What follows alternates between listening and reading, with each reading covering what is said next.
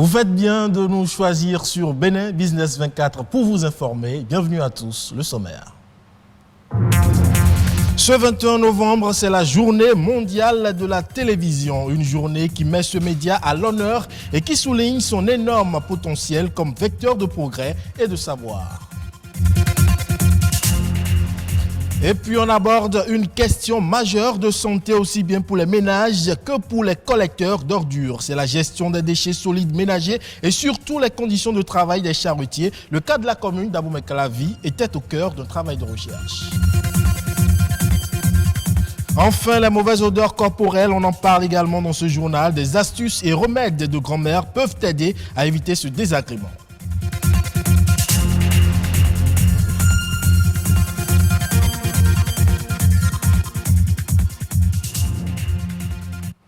Je le disais dans les titres, ce 21 novembre, c'est la journée mondiale de la télévision. Véritable fenêtre ouverte sur le monde, ce médium favorise la découverte des cultures et de leur diversité. Cette journée est donc l'occasion de rappeler l'importance de la liberté d'expression et de la diversité culturelle dans les médias, tant la télévision facilite la diffusion de l'information et sert de tribune à différents courants de pensée pour s'exprimer. Aujourd'hui, la télévision se veut numérique et les enjeux bien plus grands. Plus de détails dans ce reportage. Dans les années 2000, avec l'arrivée d'Internet, la télévision analogique s'est déconnectée de son habituelle grille des programmes. Le passage de la télévision conventionnelle à celle numérique s'est imposé. Considérée comme canal d'information crédible, la télévision offre un éventail de thématiques qui mettent en lumière les réalités du moment. La télévision numérique permet en effet de faire une interactivité avec le téléspectateur, c'est-à-dire que vous avez la possibilité d'utiliser le PG, le guide électronique des programmes. Vous avez votre programme sur 1 mois, sur 2 mois, voire plus. Et par rapport à ça, vous pouvez vous programmer dans le temps. C'est-à-dire quoi? Vous pouvez, étant empêché, par exemple, par rapport à un programme donné, l'enregistrer. L'ensemble de ces innovations s'invite dans le quotidien de tous. Et pourtant, l'avènement des réseaux sociaux a pris le dessus. Ils sont désormais plus suivis. Avec les téléphones, tout est possible. Bon, la télévision t'impose ce que tu vas regarder. Mais à travers les réseaux sociaux, tu peux toi-même chercher ce que tu veux, faire ce que tu veux. Moi, je ne regarde pas la télé parce que je suis née au village. Et comme au village, bon, il n'y a pas de télé, donc j'ai pris l'habitude de ne pas regarder la télé.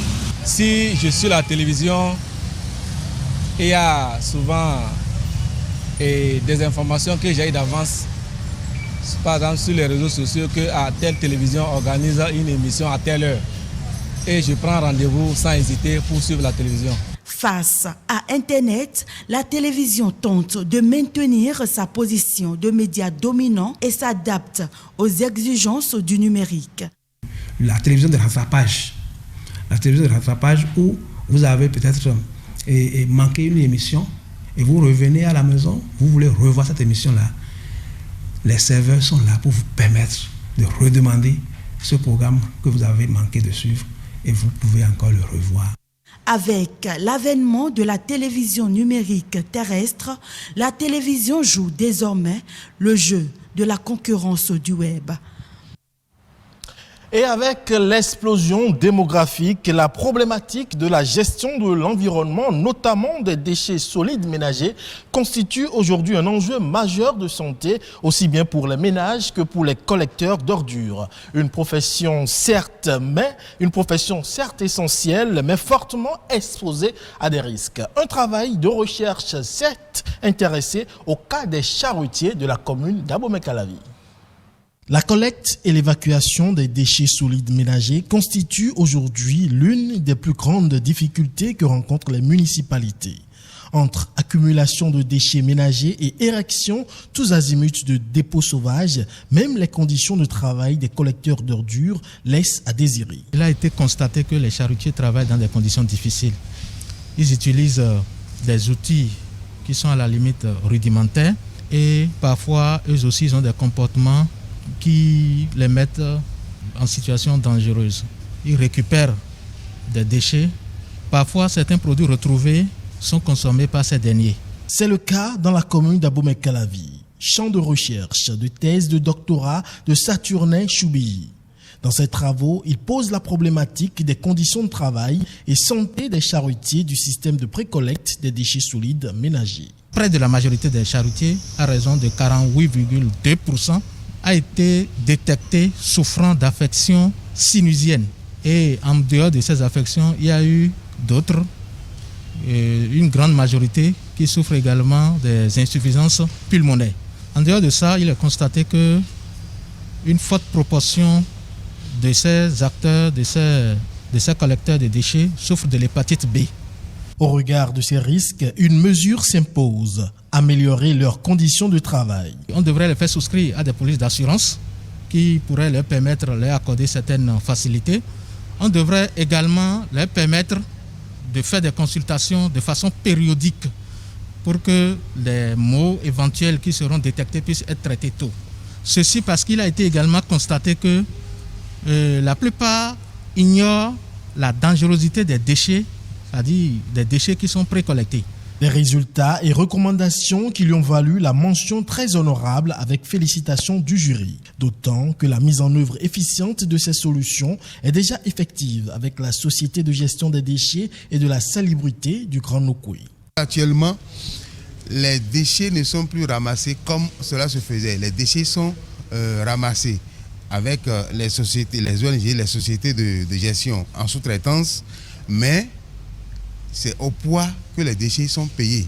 Du coup, il y a amélioration du système et il y a des contrats qui sont signés directement avec ces sociétés-là et les clauses de contrat font qu'ils sont obligés d'améliorer les conditions de vie des charretiers. Et il n'y a plus de charretiers en tant que tel actuellement. Actuellement, c'est avec les tricycles, voyez, donc les méthodes ont changé. Ainsi, l'ambition d'améliorer les conditions de vie et de travail des agents collecteurs d'ordures est aujourd'hui une préoccupation des dirigeants. À terme, c'est la gestion des déchets qui devient efficace à Abomey-Calavi et dans les autres communes du Bénin. Et vous le savez, sans aucun doute, chaque être humain ayant atteint la puberté fabrique des substances grâce aux glandes sudoripares qui libèrent une odeur quand elle entre en contact avec la peau. Et si les déodorants, comme on en connaît, on la côte, certains remèdes de grand-mère peuvent également nous aider à éliminer ces bactéries responsables des mauvaises odeurs. Explication avec une esthéticienne. Les mauvaises odeurs peuvent être causées par beaucoup de choses comme le travail, d'accord. Ça peut être causé par ce que nous portons. Ça peut être également causé par l'hygiène corporelle habituelle. Lorsque vous êtes au bureau et que vous constatez que vous dégagez déjà, vous avez la chance de sentir vous-même que vous dégagez déjà ces mauvaises odeurs. Vous pouvez avoir dans votre petit sac soit des déodorants anti-odeur. Assurez-vous que ça soit un déodorant anti-odeur au transpirant. Parce que dans ces déodorants-là, il y a des actifs qui permettent en fait de régler le problème. Et il y a par exemple du citron, il y a par exemple du zinc, d'accord, qui vous permet en fait de régulariser. Chaque déodorant, chaque parfum a un rôle très précis.